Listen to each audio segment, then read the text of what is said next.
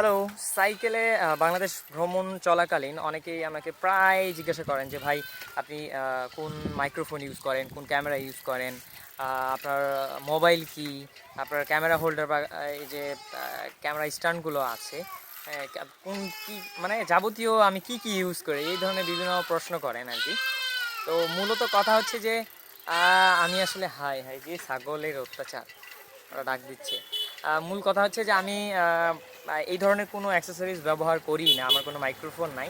আমার হাতে যে ফোনটা আছে বা আমি যেই ফোনটা দিয়ে যাবতীয় কাজগুলো আমি করি, ভিডিওগুলো এডিটিং সব কিছু, এই ফোনটার মডেল হচ্ছে সনি এক্সপেরিয়া SO-Geo 4 মডেলের একটা ছোট ফোন।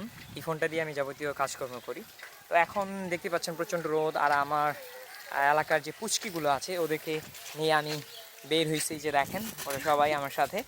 আর আমার যে সাইকেলটা দেখতে পাচ্ছেন আপনারা, ছোট সাইকেল, এই যে আমার ভাতিজা, কি নাম তোমার? শ্রাবণ। শ্রাবণ শ্রাবণ শ্রাবণ দেবনাথের এই ছোট সাইকেলটা।